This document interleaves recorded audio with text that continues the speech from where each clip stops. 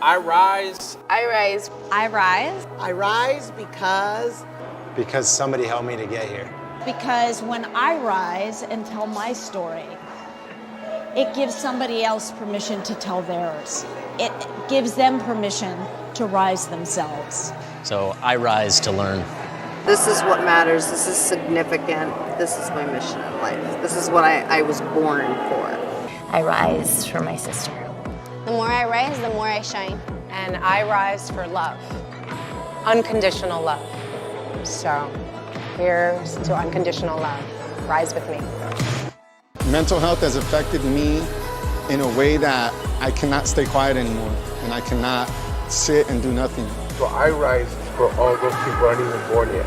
I'm Caitlin Ohashi, and I rise because I understand how important it is to share your own truth and how much it can encourage other people to do the same. I rise because I know there's always better days ahead. I rise for young people who look like me, who don't believe that their voice is important. Because I want to continue to have conversations about mental health, and I want to continue to encourage other people to. I rise because I lift as I climb. And the higher I go, the further I go, the more I uplift my ancestors, the people around me, my community.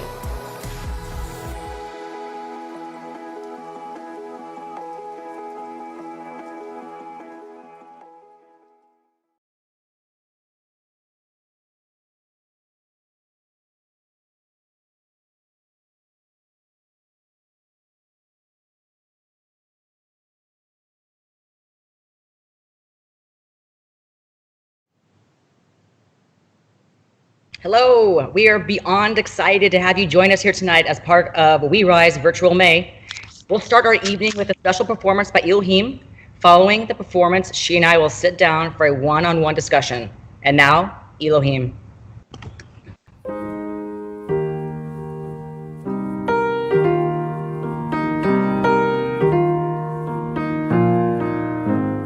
Hi, my name is Elohim. I know that it is a very strange time right now. It's a time full of a lot of uncertainty. And I think with uncertainty comes fear, confusion, and a lot of questions. But the one positive that's kind of been keeping me going is that we're all in this together. We're all facing it differently. We have different challenges and hardships, but at the end of the day, this is something that we are all as a universe going through. And we're struggling together, but we're also surviving together. And we're all going to come out of this soon, stronger than ever, I believe. I just want to go where love is alive. I just want to go where love is alive. There's no one else here around me, sinking my feet in the sand. I'll be ready on this island. I hope that you understand. Ooh, yeah. I'm feeling it, I'm feeling it. Ooh, yeah. Come to me quick, come to me quick. I just wanna go where love is alive. Love is alive, love is alive. I just wanna go where love is alive. Love is alive, love is alive when you don't have to prove it. Unafraid, there's no way to lose it. Oh, I just wanna go where love is alive. So I'm gonna do that. I just wanna go where love is alive. I just wanna go where love is alive. All of the chaos surrenders, changing the currents and tide. The water could keep getting deeper. Is all we would used to try. Ooh, yeah. I'm feeling it, I'm feeling it. Ooh, yeah. Come to me quick, come to me quick. Hey, I just wanna go where love is alive. Love is alive, love is alive. I just wanna go where love is alive. Love is alive. Love is alive when you don't have to prove it. Unafraid, there's no way to lose it. Oh, I just wanna go where love is alive. So I'm gonna do that. I just wanna go where love is alive. I just wanna go where love is alive. So I'm gonna do that. Thank you so much. Again, my name is Elohim. This next song is called Xanax. I wrote this song about my own struggles with my mental health. There was a point in time where I couldn't leave my house. I couldn't do these normal daily things without going through this severe dissociation and panic and going through these episodes. So for me, a way to cope was to put that into a song so that hopefully I could help others. So that's what this song is. The song is called Xanax, and I hope it finds you well.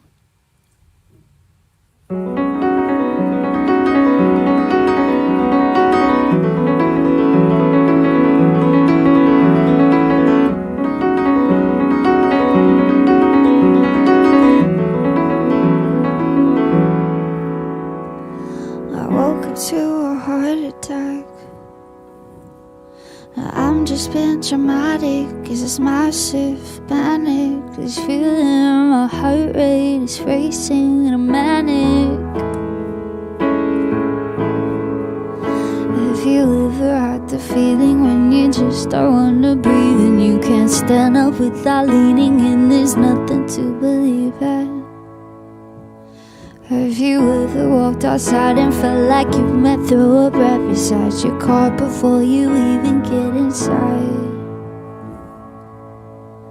Every day of my day of my day of my life. Every day of my day of my day of my life. Every day of my day of my day of my life. Every day of my day of my day of my life. Every day of my day of my day of my life, yeah.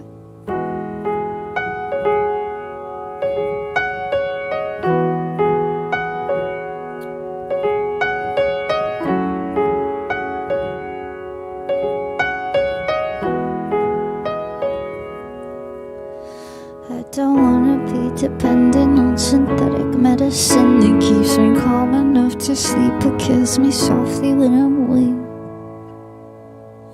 Have you ever looked beyond the eyes of someone else's life and thought that you were fine until you turned crazy overnight? Crazy over, crazy over.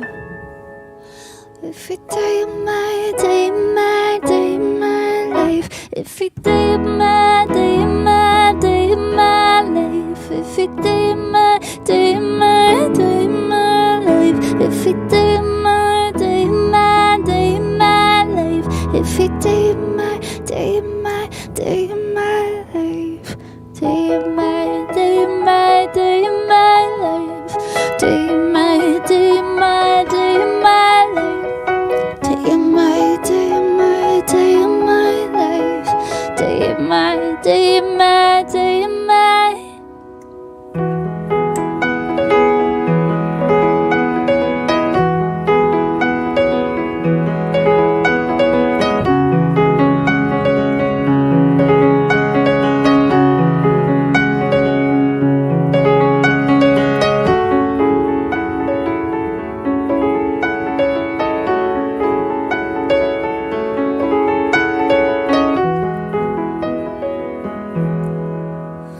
Every day of my day of my day of my life. Every day of my day of my day of my life. Every day of my day of my day of my life. Every day of my day of my day of my life.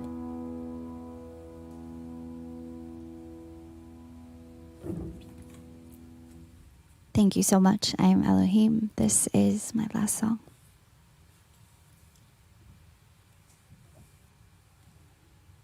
I had visions, I was in them, I was looking into the mirror to see a little bit clearer the rottenness and evil in me.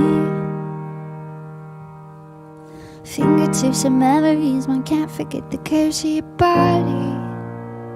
And when I feel a bit naughty, I run them up the flagpole and see who salutes but no one ever does. I'm not sick, but I'm not well, and I'm so hard.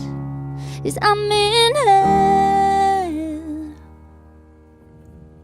Been around the world and found that only stupid people are breathing.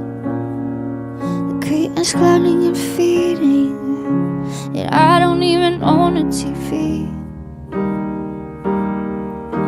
They put me in the hospital for nerves and then they had to commit me. You told them all I was crazy. They cut off my legs and now I'm an amputee. Goddamn you, right? I'm not sick, but I'm not well. I'm so hard, is I'm in hell, right? I'm not sick, but I'm not well. And it's a sin to live so well. I wanna publish zines and rage against machines. I wanna pierce my tongue, it doesn't hurt, it feels fine. The trivial sublime, I'd like to turn off time and kill my mind. You killed my mind. Paranoia, paranoia, everybody's coming to get me. Just say you never met me. I'm running underground with the moles, digging holes. Hear the voices in my head, I swear to God it sounds like they're snoring. But if you're bored then you're boring. The agony and the irony is killing me. I'm not sick, but I'm not well. And I'm so hard, as I'm in hell. I'm not sick, but I'm not well. And it's a sin to live so well.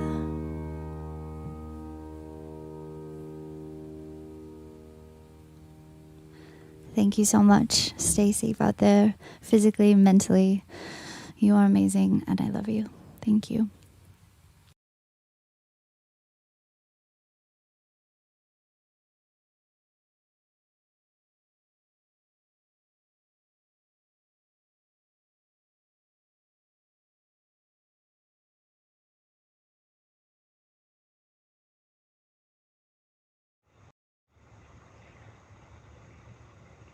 Elohim.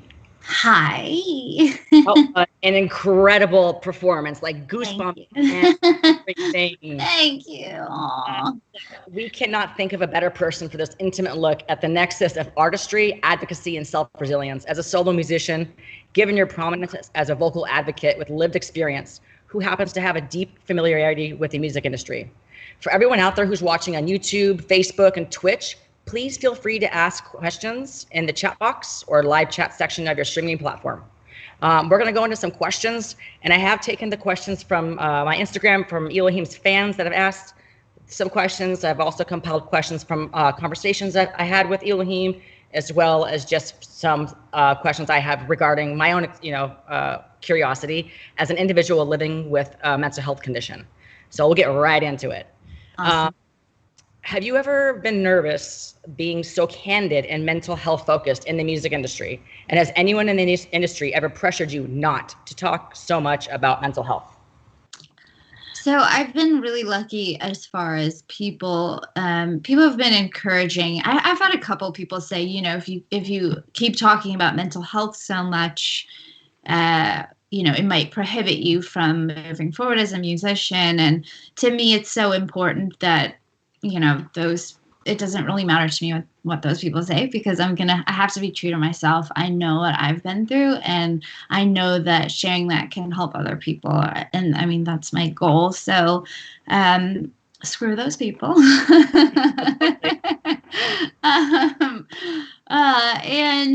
yeah, I mean, I was nervous that the first song that I put out about, severe panic and severe dissociation and vomiting from it. That first song I put out was called Xanax, and I was definitely nervous because that was the first song I ever wrote truly about my mental health and what I was going through as Elohim, and it was very freeing for me. But at the same time, it's a little nerve-wracking when you put it out, because at the time I didn't know that other people went through what I go through. So I was like, people are gonna think I'm crazy, but here's the song that I really like that I made.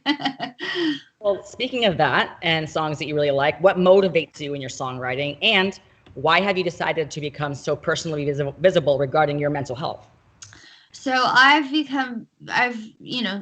strive to be visible because there are times when I want to just be invisible and I feel invisible. And so I feel like it's my duty as a human to be visible about what I've gone through, because I now have this story to tell, because I've genuinely gone through this, the worst of the worst, level 10, as we talked about. Mm-hmm. And that level 10 is really serious.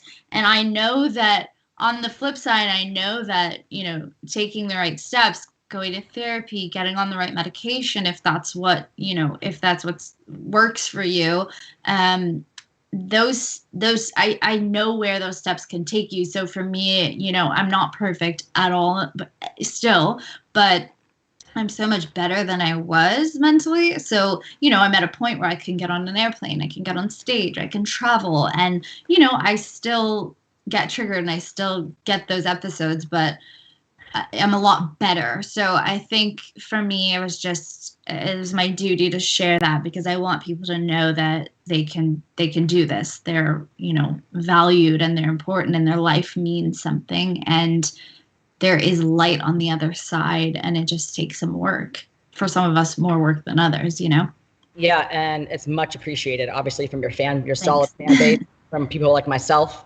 And this leads into the next question. This is one from your fans. Cool. My friends. I always say my friends. Sorry. It's okay. Okay. Is the Skinny Legs video an interpretation of your mind and you evolving? And is the little girl a version of you? Yeah, so I think we had the little girl in 2 videos, and in both times I watch it and I kind of identify it as me as a little kid. When I make music videos though, and even music in general, I want it to mean something to the listener, because a lot of times, you hear lyrics a certain way and it could be totally different from what I was experiencing going through it, but it's healing you through what you're going through. So for me, when I make art, it's within the listener, I think, because of course I had my own experience, but yeah, I definitely actually watched the Skinny Legs video recently. I hadn't seen it in a long time, and I watched it recently, and it's really cool. It's very moving, and I definitely identified with the character, the little girl, as me as a little girl. So yeah. Okay, that's all. I mean, that's awesome. That answers the question. And we spoke a little bit yesterday, and I got the fantastic opportunity to speak to you one-on-one, which was just fabulous. I learned so much about you and just admire you for being who you are as a mental health advocate. And with that being said, I want to talk a little bit about your support group. You mentioned a couple different support groups. So how does your support group / tour family help you on and off the road? And do you have a pre-show ritual? You talked about, can you explain a little bit about more when you and I discussed going invisible and how that helped you? Yeah. And and then also along with that, what would be the best question, or how should somebody handle, if you're having anybody going through an episode at that moment, how to handle that. But definitely visible part, I'd love to hear more visible part. So we kind of, my touring family and my music family that I work with all the time, they've gotten to know me, and they didn't know that I went through as severely, as I did with the mental health, the panic and stuff. They didn't know how severe it was until they saw it firsthand. And so for a lot of them, they have a new outlook on mental health as a whole, because they did not realize that it was this real thing that is debilitating, and you lose yourself kind of. So my tour family, same thing. They didn't know. We try. You can only prep someone so much with your words, because still, if they can't empathize and they've never seen it firsthand or experienced it firsthand, it's hard for them to really know that it is a real thing, like breaking your leg or something. But so they quickly, had to get thrown in the ringer and go through it with me, and hold buckets for me while I'm puking, or trying anything they can to get me out of my hotel so that I could go do a show. Or so we came up with going invisible, because for me, the one thing when I'm going through that, I know that I have to go through it to get through it and be on the other side. Sometimes it takes a lot longer than other times. But the best thing is sort of to let me go through that. And that's really hard for people to understand, because you want to ask how somebody is. Can I get you anything? Are you okay? And that sort of adds more stress to the situation. And, I think there's a sense of embarrassment as well on my end. It's like, it's embarrassing going through a panic attack. Like, part of my anxiety is triggered because I'm scared I'm going to have a panic attack when the fucking grocery store, the grocery store. And then, then it's this whole spiral, and I don't go to the grocery store because I'm like, well, I could have a panic attack there, So that's embarrassing. And thinking about that, gives you anxiety. And so for me, it was like, I'm going invisible. Whatever I do in this moment, whatever I say, I'm not here. I'm not, like, if you see me, I've had to say to people, if you're going to be with me before like a show or on a plane, sometimes I dry heave because of my anxiety. So in the moment it's not funny, but when you look back, you're just like, wow, this is my life. Yeah. So going invisible was a way for me to feel safe and understood in a way. No, and I think that's amazing. I mean, I've suffered from panic disorder when I was in college, and the first time I had one was when I was on an airplane going to Israel, actually.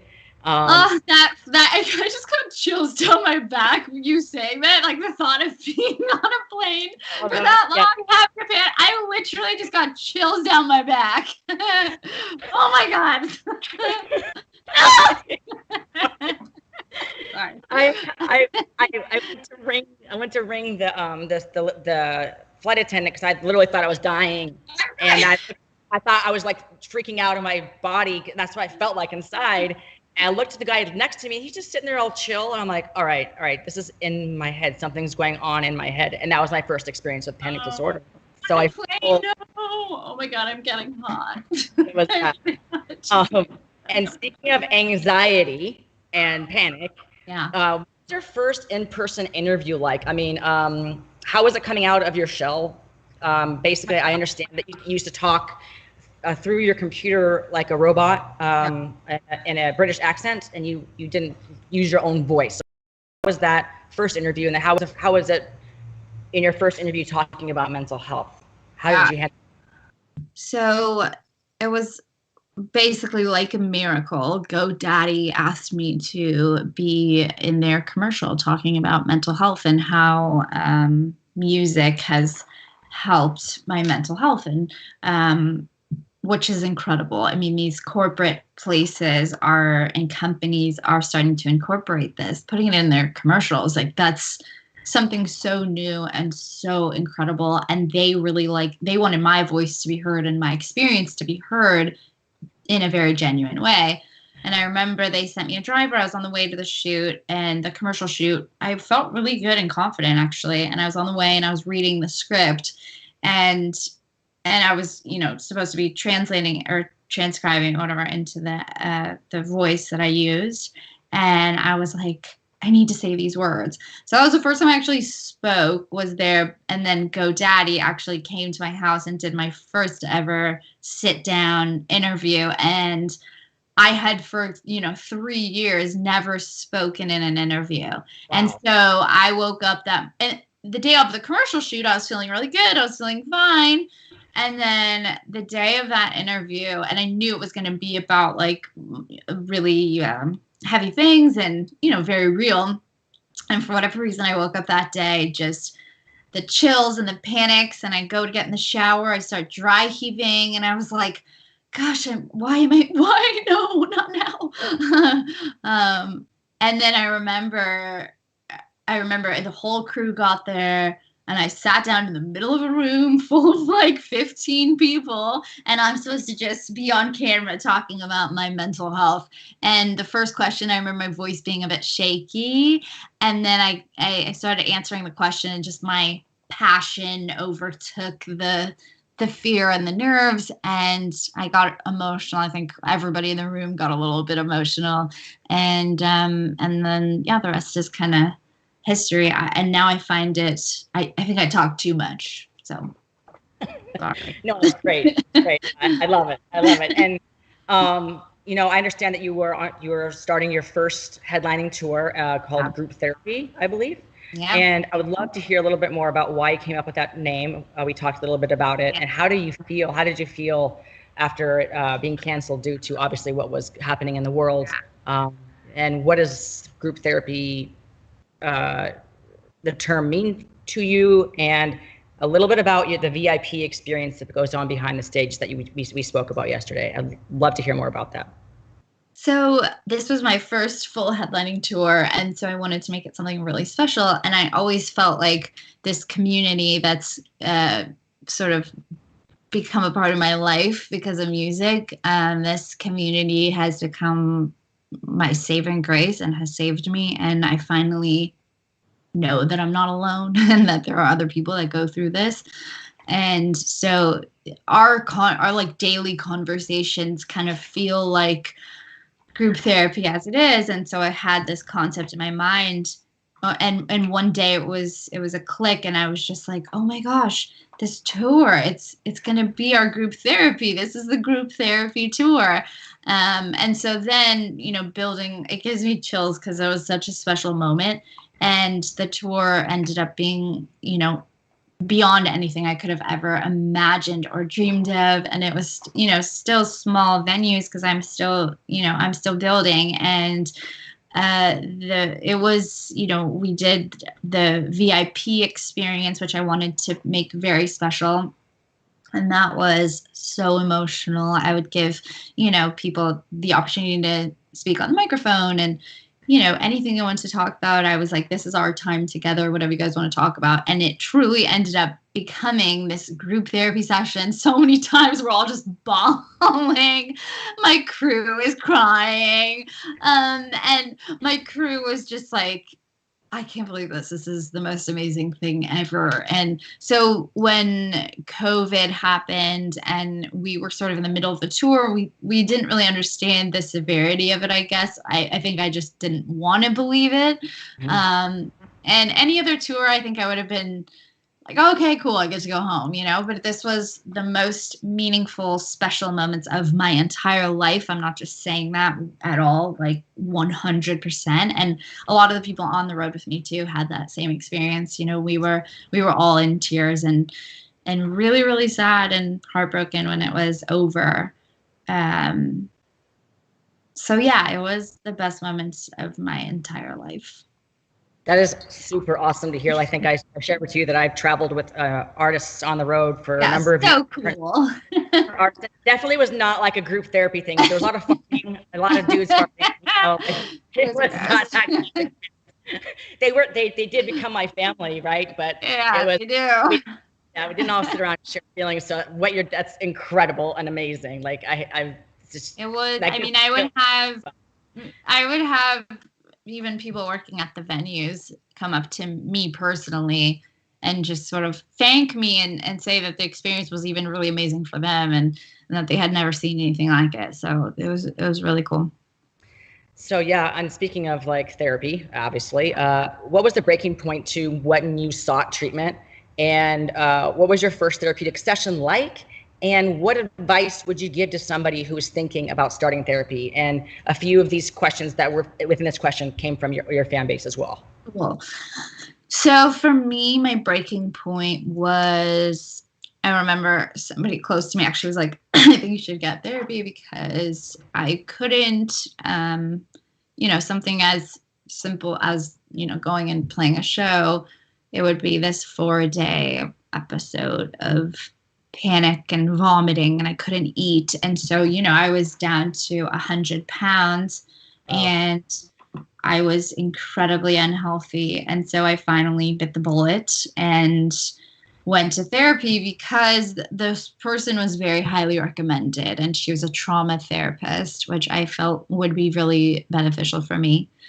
The first experience, I feel very lucky because it clicked the first time. She said, a lot of my anxiety comes from this separation anxiety and wanting my mommy and going into like this little girl place. And it was crazy. She sort of pushed this button and she said, close your eyes, think about your mom. My mom always worked at an airport. She was always working. And she said, imagine your mom's uniform. And I start to get a tear. And then she's like, imagine, the smell of your mom. And I just lost it. I was sobbing so hard. And why did she know that button would do that to me? And I left that day just like, this woman's going to change my life. And she really did. And the point of starting with her was to do it without medication. And ultimately, we worked for probably a year and a half before she decided, she was like, I think you would really benefit from medication. But anybody that's, looking to start therapy, I think it's important to go into it knowing that it is like a, first date or first, encounter with somebody where you might not mesh. And yes, that's very true. And it's okay if you don't. There's so many therapists out there.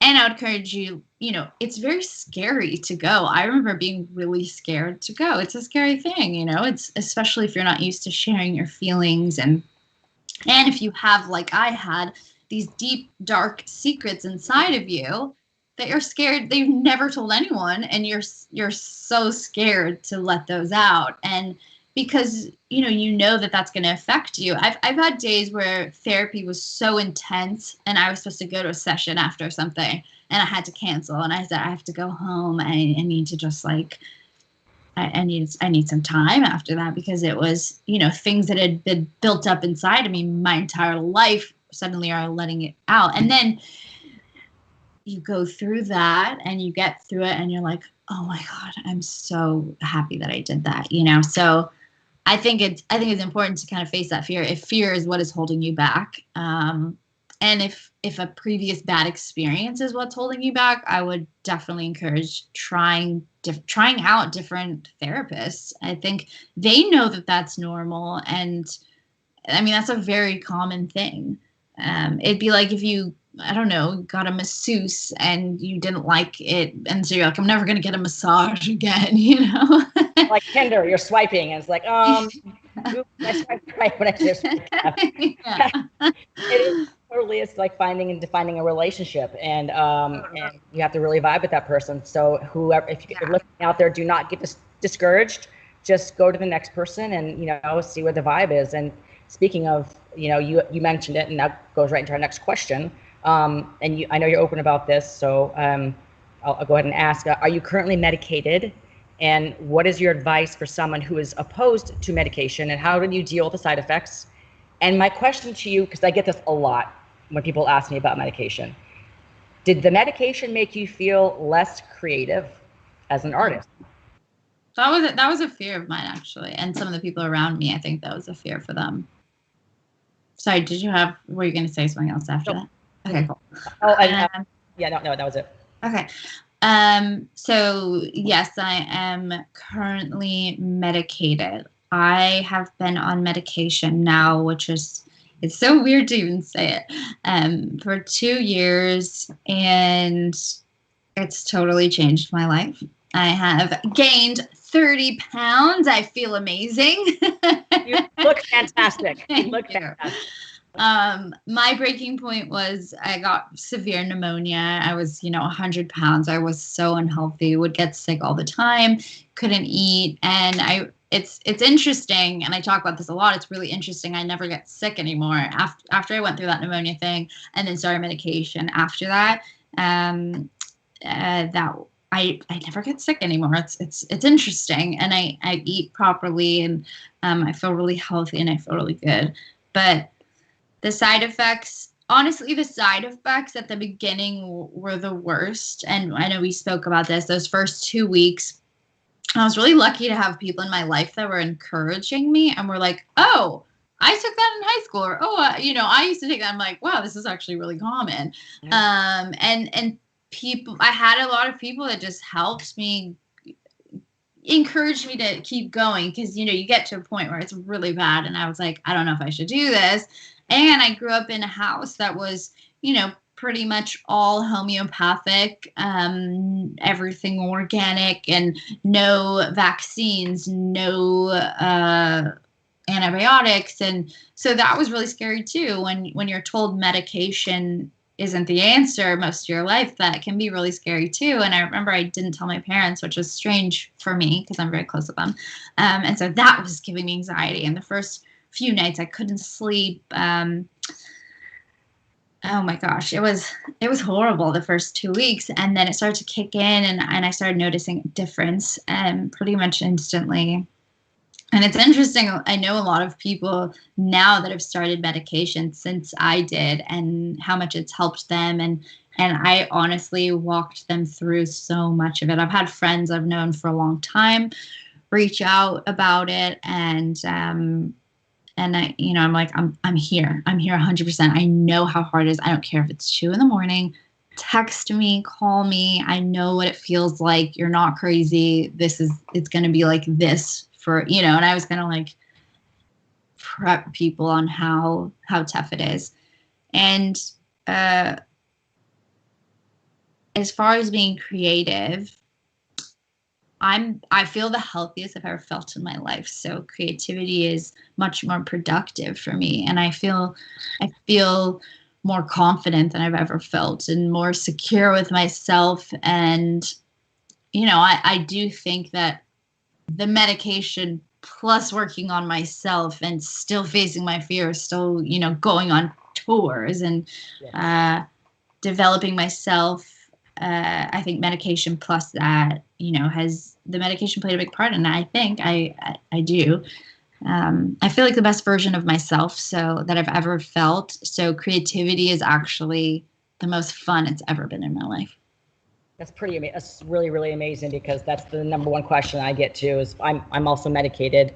And I'm open about my diagnosis. I have bipolar type 2. So I take a number of different medications and I don't feel any side effects anymore. And I did suffer from the side effects in the very beginning, and I just pushed through it. Yeah. And I'm the most stable I've ever been because of the medication. I don't advocate for medication or against medication. That's something, between a doctor and patient. Okay. But I feel that there's a stigma. The stigma is so strong surrounding getting medicated for mental health. And I love that you are open about it so that people can, understand, oh wow, she's medicated and she looks normal. Okay. So I think it's really great that you open. It's interesting how many people I found out were medicated after I was open about it, Talking about it for sure. Yeah.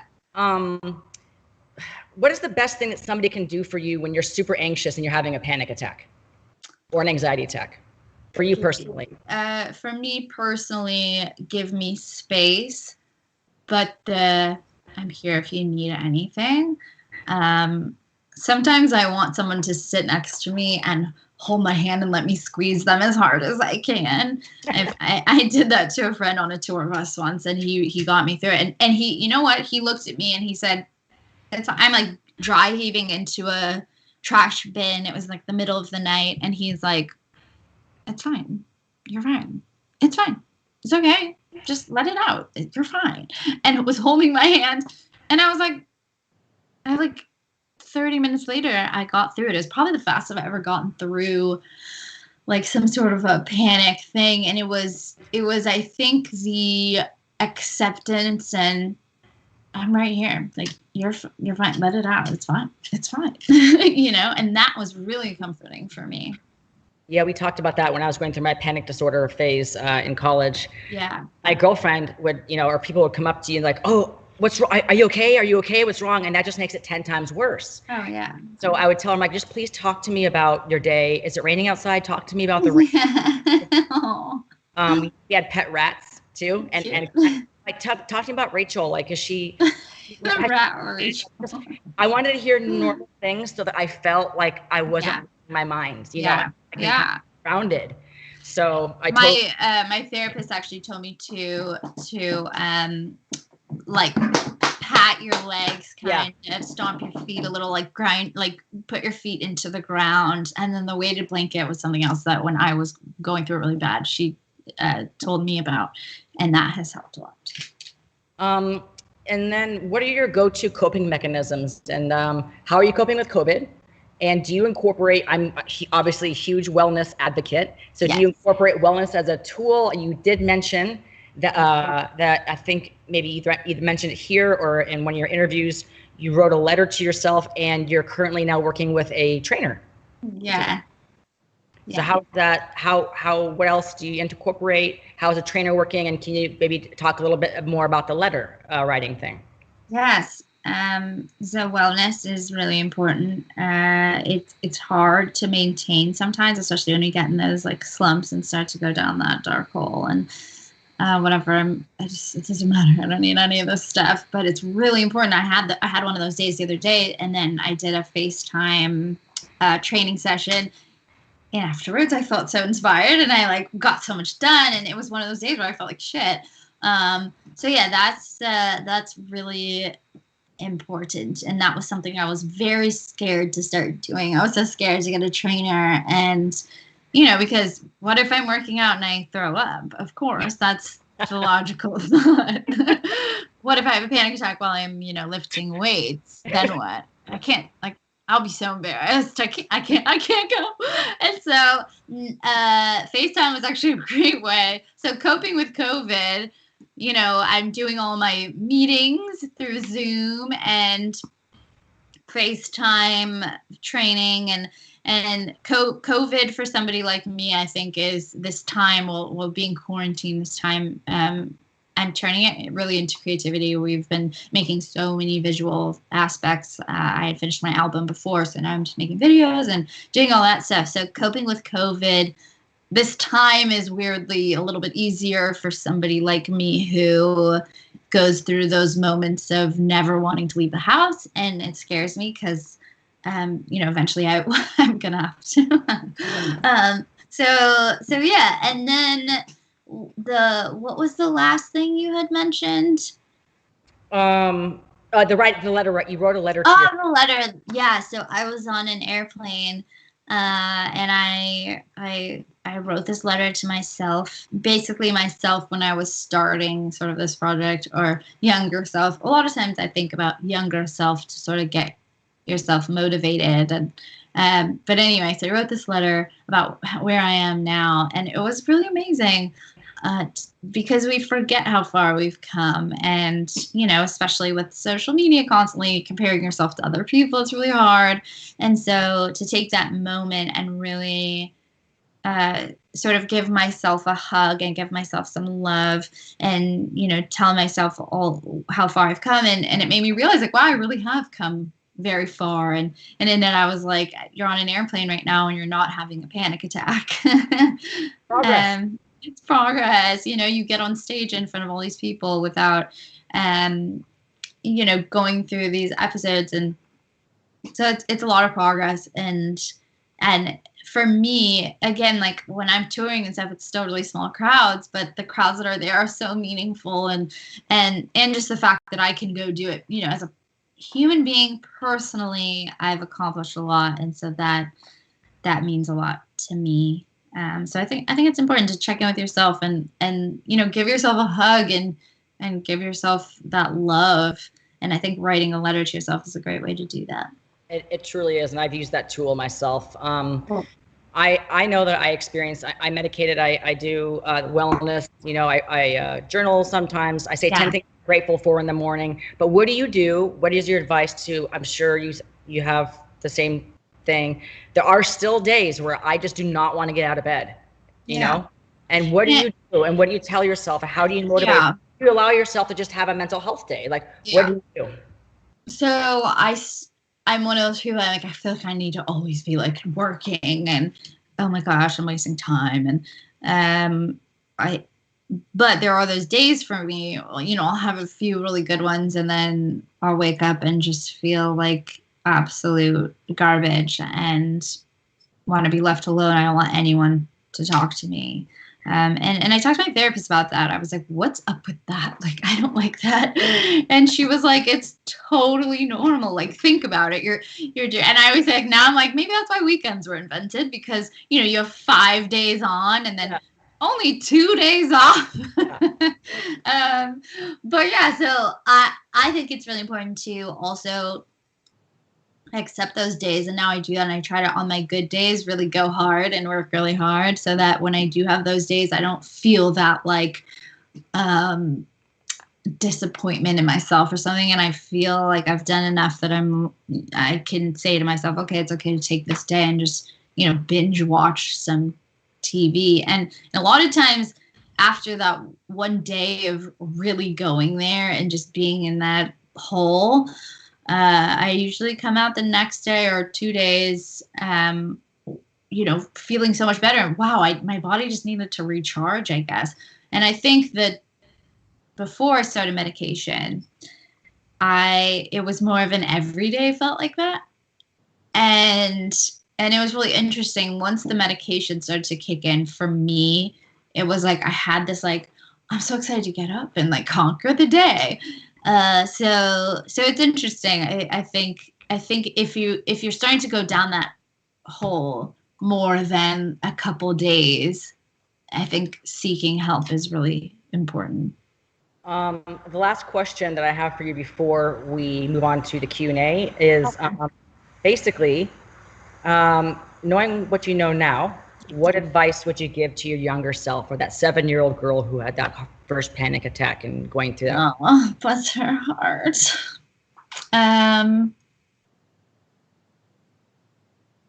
It's tough. I feel like this one situation is what caused it for me, even though I know my therapist thinks that maybe one situation wouldn't have caused it, but gosh, I wish that I could just tell her she was strong and that it's okay and that it's going to be okay.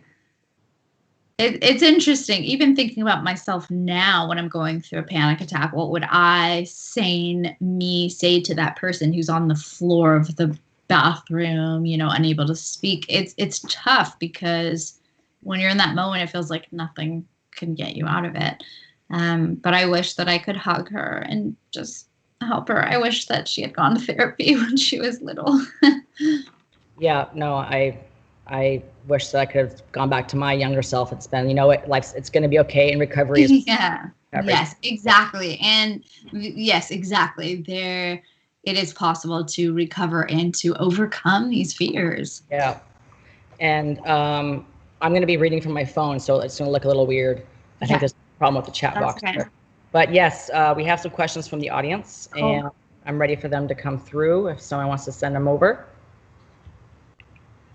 Time do you wish you can go back, mysterious as you were first? I can only see half of the screen on this one. Can you see that? Is there ever times when you wish you could go back to being hidden and mysterious as you were when you first started? No full face, no using your voice. No, honestly, not yet. I feel like I'm still building as an artist, so it's been really inspiring, honestly. Once I started to show my face, and that was after the GoDaddy commercial, and started speaking, I felt this freedom, and I felt like I had a story to tell by that point because I had overcome a lot as a human being and as an artist, I guess. But I don't want to go back. I feel better than I've ever felt. And I don't know if I'll change my mind eventually, if this keeps going and I keep growing.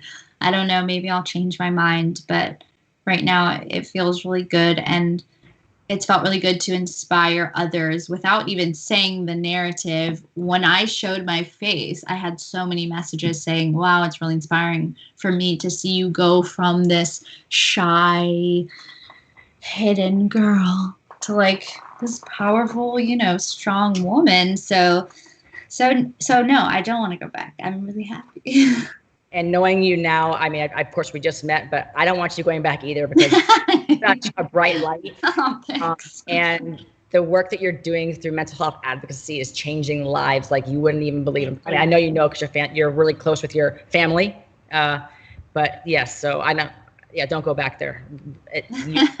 Strong, beautiful, Thanks. great, yeah. Thank you. And then next question. I can only see half the screen on that one too. How do you feel after recording a new song? That's a really cool question. I don't know if I've ever been asked that question, and I love that because it is one of the greatest feelings in the entire world because, well, a song that I like. And there's also been times where I make a song and I'm like, I should definitely quit music tomorrow. But when I make, especially this new album that I finished before quarantine and before my tour, actually, it was the most fun, most freeing, most amazing experience I've ever had making music. And I made a lot of it with my brother, which was crazy because we had never made music together. And every time, the first time we went to work together, we were like, we'll try it out. We'll see how it goes. And then it was magic. And then we just kept making songs. And every time it would get better and better, which is so cool. And so it's the best feeling ever because then also you get to make something you like and then you get to listen to it on repeat for the next 2 days. And then by the time it comes out, you hate it. Really? No, I still like the songs. And then we'll take the next question. Okay, go. Yeah, recording a song it's euphoria. What does mental health mean to you? Mental health means many things to me. That's a very broad question because mental health is something that I've obviously struggled with a lot, since I was a kid. I didn't even know that it was mental health until, later in my life. And I never was able to even identify until I was put in therapy or until I put myself in therapy later in life that, you have severe anxiety. And I was like, really? That's what this is? And I wish that I had been told that when I was a kid, I think. But so mental health means a lot to me because I know that there are a lot of people suffering and a lot of people feeling alone. And I felt alone until I started putting music out and realized that there was all these other people going through very weirdly similar things that I thought I was insane for going through. And it's really interesting to have that community now. Mental health is, it means family to me in a way because it's connected me with so many amazing people who are doing amazing things. And we're kind of just getting through this thing called life together. I agree with you 100%. And Elohim, thank you so much. Thank you, Torri. Amazing. And it's obviously on behalf of WeRise, but it was a pleasure speaking with you. Like truly, truly, truly a pleasure. And from one mental health advocate to another, let's continue to work together to kick ass and end the stigma of mental health. Woo, let's do it. I can't wait to hug you when all of this is over and actually meet you in person. Air hugs to everybody. I love you. Thank you so much. This was awesome. And now, please enjoy a special performance by Heather May. Hey, I'm Heather May. And I'm Chris Matthews. Chris and I are so happy to join WeRise this evening to share with you why we rise and to share a little bit of joy and hope during this difficult time. We rise for those who need a reminder that they are not alone. We rise because when others know that they're not alone in their struggle, whether it be a person of color, the LGBTQ community, women, or anyone with mental illness, they know that there is a community of people out there who understand them, see them, and will help them rise. We may be apart, but we're in this together. Enjoy. Hello, Chris Matthews. Hello, Heather May. And hello, amazing humans. We wanted to do something special for you, just to bring you a little bit of love and hope and joy from our home to yours during this time of social distancing. And we hope you enjoy this.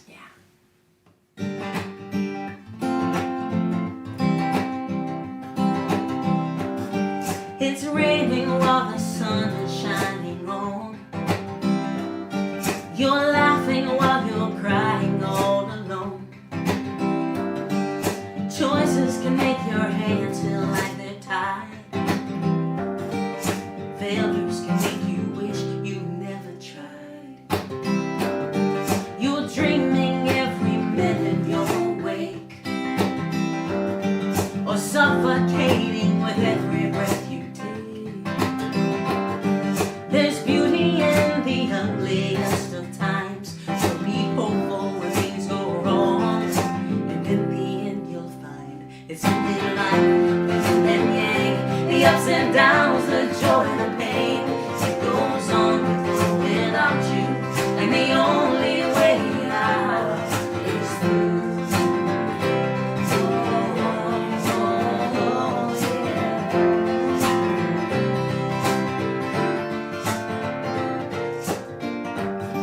A moment can seem more like forever. You're running around but getting nowhere. The smallest things can feel larger than life. Silence can be deafening at times. You're flying with your feet on solid ground, or dying with your lifelines all around. Some kindnesses can feel so very cruel, but carry on when you don't want to. I promise this is true. It's only life, the yin and yang, the ups and downs, the joy, the pain. It goes on with or without you, and the only way out is through.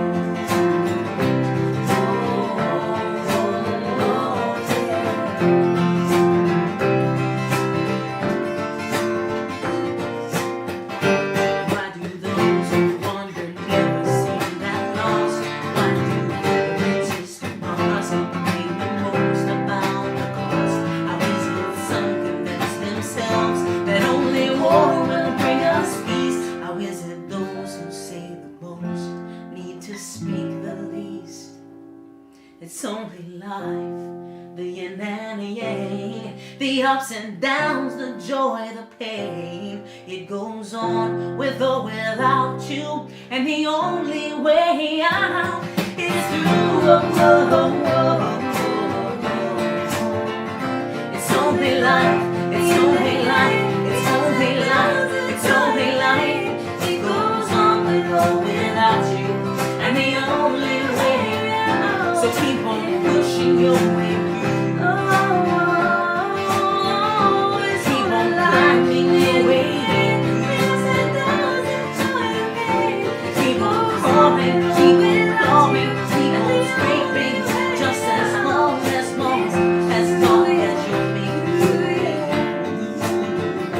It's only life, the yin and yang, the ups and downs, the joy, the pain. It goes on with or without you, and the only way out is through.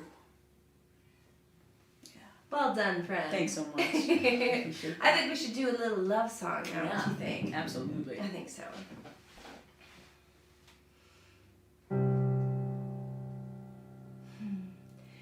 You are my favorite word.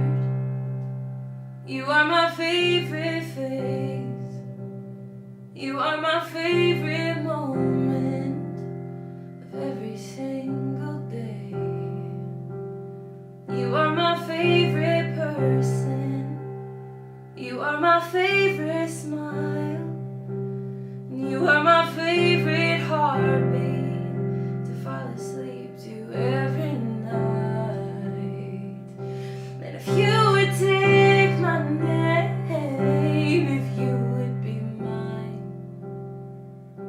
I promise to cherish every hour, every minute that you are my wife. Yes, I will. 'Cause we have my favorite story. We have my favorite home. And we have my favorite front door, where you kiss me and say don't go. And we have my favorite memories. We have my favorite glances. And we have my favorite hard times. 'Cause I've got your hand in mine.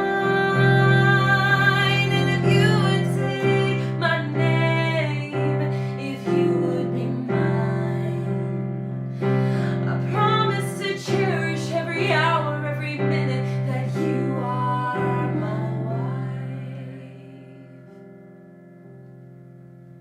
'Cause you have my favorite hands, and you have my favorite eyes, and you have my favorite kisses, 'cause they make me feel alive. And out of all of the things that I've seen in this great big world, by far the most magnificent is that of my girl. 'Cause you are my favorite.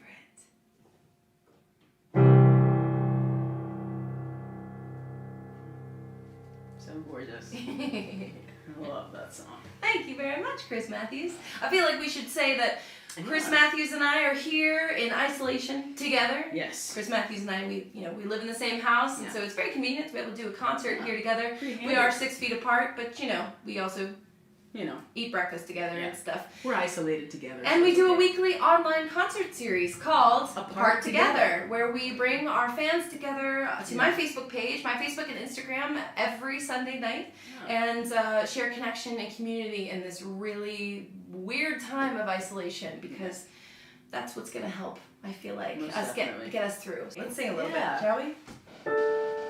So I'm a mental health advocate.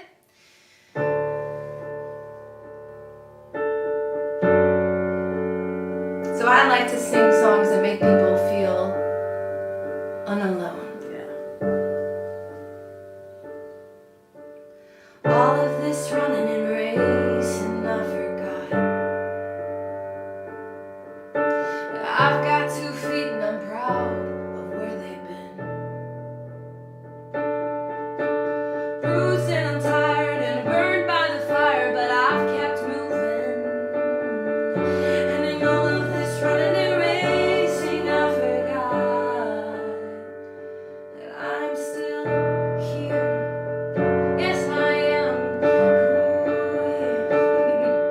And I've been so busy just asking and begging, begging, begging.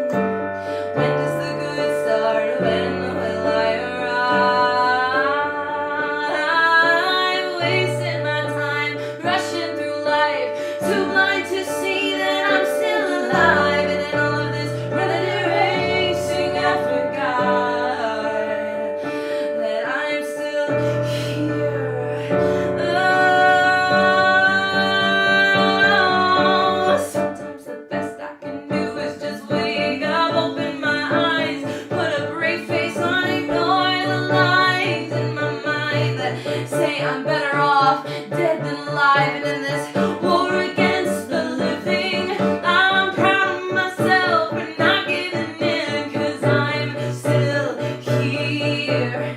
I'm still here. Amazing Humans sing that. I'm still here.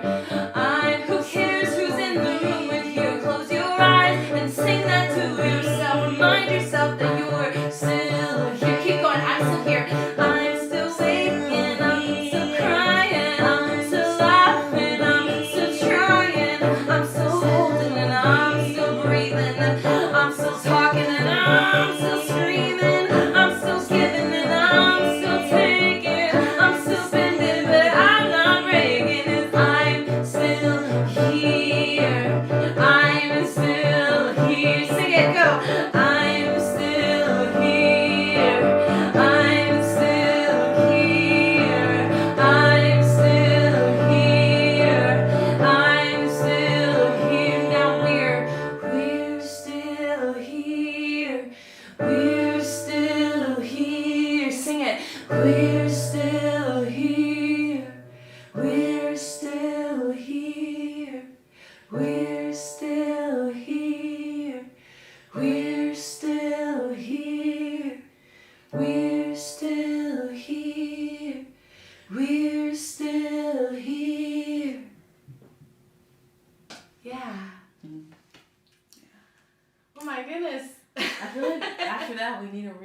love songs. We should do our new song. Yeah. Amazing Humans, we wrote a song together. Yeah, one of the during the this bright lights of being in isolation, two songwriters. We're like, let's write a song. Let's write a song It's the together. first time we've ever written a song together. Yeah, and it's an apocalyptic power ballad, Yeah. love song that's all about finding comfort in the discomfort. Yeah. Yeah. I hope you enjoy it. Yeah. So much fear, so much chaos. You've been asking who's gonna save us. Turn off the TV and turn off your phone. Yeah, we're safe if we stay at home. We can sing if we want to. We can still dance the whole night through. We can lock eyes from across the room. We don't need to touch, I can feel you. 6 feet apart, won't stop us. Don't need to hold you in my arms. I still know you in the dark. Just 'cause I can't kiss you underneath the moonlight doesn't mean you have to feel alone tonight. Let's get closer. From 6 feet apart. I can't remember the last time I slowed down long enough to memorize the lines on your face and the way your laugh lights up our place. So tell me something that you haven't told me yet, and I'll put on that dress from the night we met. 'Cause there's nowhere else I'd rather be than right here, right now, just you and me. 6 feet apart, don't stop us. Don't need to hold you in my arms. I still know you in the dark. Just 'cause I can't kiss you underneath the moonlight doesn't mean you have to feel alone tonight. Let's get closer. From 6 feet apart, Light up the dark. we can light up the dark If we don't let this change us, ooh, let love undo all that fear and hate does. 6 feet apart, won't stop us. Don't need to hold you in my arms. I still know you in the dark. Just 'cause I can't kiss you Underneath the moonlight doesn't mean we have to feel alone tonight. You're not alone. you're not alone. You're not alone. 6 feet apart, won't stop us. Don't need to hold you in my arms. I still know you in the dark. Just 'cause I can't kiss you underneath the moonlight doesn't mean we have to feel alone tonight. Let's get close. Let's get closer. From 6 feet apart.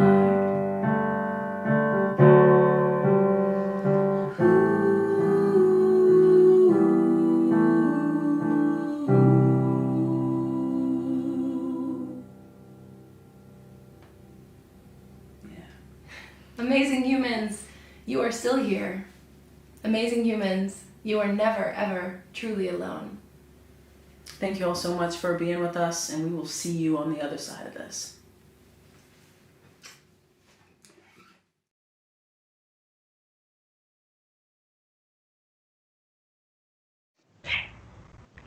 Thanks, Heather. That was awesome.